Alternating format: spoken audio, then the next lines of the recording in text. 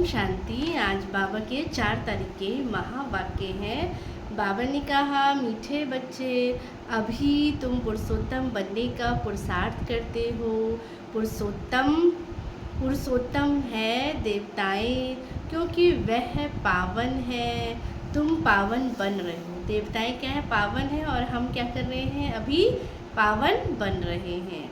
प्रश्न है, बेहद बाप ने तुम बच्चों को शरण क्यों दी है? बेहद के बाप ने तुम बच्चों को शरण क्यों दी है? उत्तर है, क्योंकि हम सब रिफ्यूजी के हैं। माना किचड़े के डब्बे में पड़े हुए थे।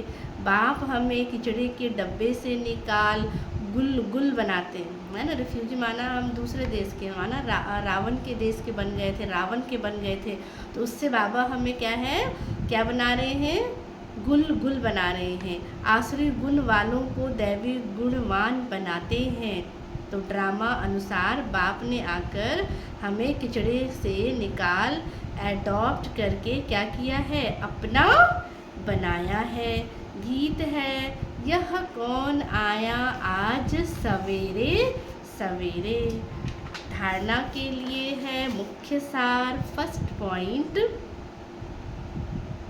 देवता बनने के लिए बहुत रॉयल संस्कार धारण करने हैं। खान पान बहुत शुद्ध और साधारण रखना है। लालच नहीं करनी है। अपना कल्याण करने के लिए दैवी गुण धारण करने हैं। सेकंड पॉइंट है, अपने ऊपर ध्यान रखते सबके साथ बहुत प्यार से चलना है। अपने से जो सीनियर है उनका हमें क्या रखना? रिगार्ड रखना है। बहुत बहुत मीठा बनना है। दे अभिमान में नहीं आना है। वरदान है, बीती हुई बातों को रहम दिल बन समाने वाले शुभ चिंतक भव। यदि किसी की बीती हुई कमजोरी की बातें कोई सुनाए तो शुभ भावना से किनारा कर लो। व्यर्थ चिंतन या कमजोरी की बातें आपस में नहीं चलनी चाहिए। आपस में व्यर्थ की और कमजोरी की बातें करते हैं तो वातावरण भी कैसा हो जाता है? व्यर्थ का हो जाता है, कमजोरी आ जाती है। तो बीती हुई बातों को रहम दिल बनकर क्या करना है? संभालो। क्योंकि डिस्कस करने से तो वो और बढ़ेगा, इसलिए क्या करना है? संभालो। समाकर शुभ भावना से उस आत्मा के प्रति मनसा सेवा करते रहो। भले संस्कारों की वश कोई उल्टा कहता है या करता है या सुनता है, तो बाबा ने कहा आप उसे क्या करो? परिवर्तन करो। 1 से 2, 2 से 3 तक ऐसे व्यर्थ बातों की माला ना हो जाए। क्योंकि हम एक को सुनाते हैं, एक का फिर कोई एक होता है, फिर वो उसको सुनाता है। तो बाबा कहते हैं ये बातें अगर एक बार मुख से व्यर्थ की निकली, एक से दूसरे को, दूसरे से तीसरे को सुनाया, तो वो और क्या होता जाएगा? बढ़ता जाएगा।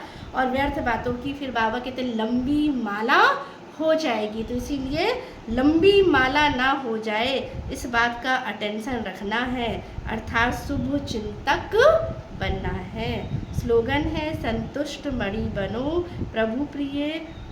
संतुष्ट मणि बनो तो प्रभु प्रिय, लोकप्रिय और स्वयं प्रिय बन जाएंगे।